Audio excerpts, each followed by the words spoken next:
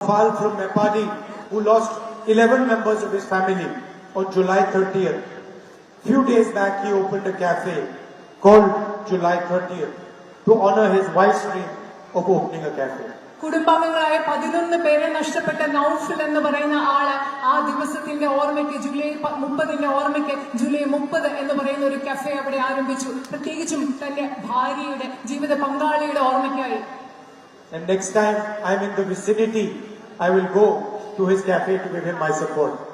ഇനി ഞാൻ ആ കഫേയുടെ അടുത്തെത്തുന്ന അടുത്ത സമയം ഞാൻ അവിടെ പോയി അദ്ദേഹത്തിന് പിന്തുണ കൊടുക്കാൻ വേണ്ടി ഞാൻ ആ നൌഫലിന്റെ കഫേയിൽ പോകും. And I recommend all others, when they pass by, they should also go and have coffee there. ഇവിടെയുള്ള എല്ലാവരോടും ഞാൻ നിങ്ങൾക്കൊരു ശുപാർശ നൽകുകയാണ്. നിങ്ങളൊക്കെ അതുവഴി പോകുമ്പോൾ അവിടെ പോയി ആ നൌഫലിന്റെ കഫേയിൽ പോയി കോഫി കുടിക്കണം എന്ന് ഞാൻ നിങ്ങളോട് പറയുകയാണ്. It will not be a big thing for you.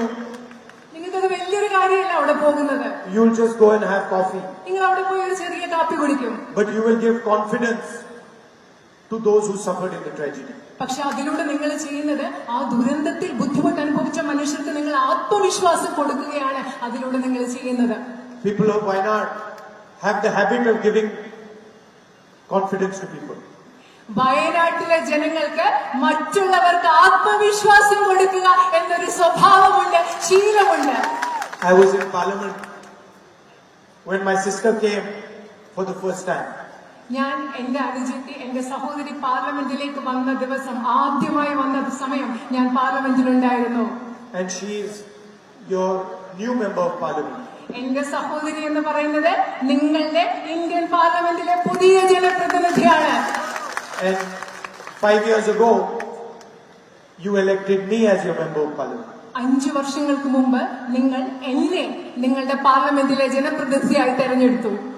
And I was thinking, while my sister was taking her oath, that how has she arrived at the point where she's taking her oath? എന്റെ സഹോദരി സത്യപ്രതിജ്ഞ ചെയ്തപ്പോൾ ഞാൻ ആലോചിക്കുകയായിരുന്നു, ഇന്ന് സത്യപ്രതിജ്ഞ ചെയ്യുന്ന ആ തലത്തിലേക്ക് എങ്ങനെയാണ് എന്റെ സഹോദരി എത്തിച്ചേർന്നത്. 5 years ago, I also stood and took my oath. 5 വർഷങ്ങൾക്ക് മുമ്പ് ഞാനും അവിടെ നിന്ന് എന്റെ സത്യപ്രതിജ്ഞ ചെയ്തു. Of course, it was an older parliament building, a nicer parliament building. പക്ഷേ അന്നത്തേതെന്ന് പറയുന്നത് പഴയ പാർലമെന്റ് കെട്ടിടമായിരുന്നു, കുറച്ചുകൂടി നല്ല parliament കെട്ടിടമായിരുന്നു അന്നത്തേത്. But we both took our oath and said the same thing. പക്ഷെ ഞങ്ങൾ രണ്ടുപേരും ഞങ്ങളുടെ സത്യപ്രതിജ്ഞ ചെയ്തു. ഒരേ കാര്യമാണ് ഞങ്ങൾ രണ്ടുപേരും സത്യപ്രതിജ്ഞ ചെയ്തപ്പോൾ പറഞ്ഞത്. And so I was thinking, how did my sister arrive at that point? And I realized that it was a feeling inside the heart of the people of Wayanad that made her arrive there. ഞാൻ ആലോചിക്കുകയായിരുന്നു എന്റെ സഹോദരി അവിടെ എത്തിച്ചേർന്നത് എന്താണ്.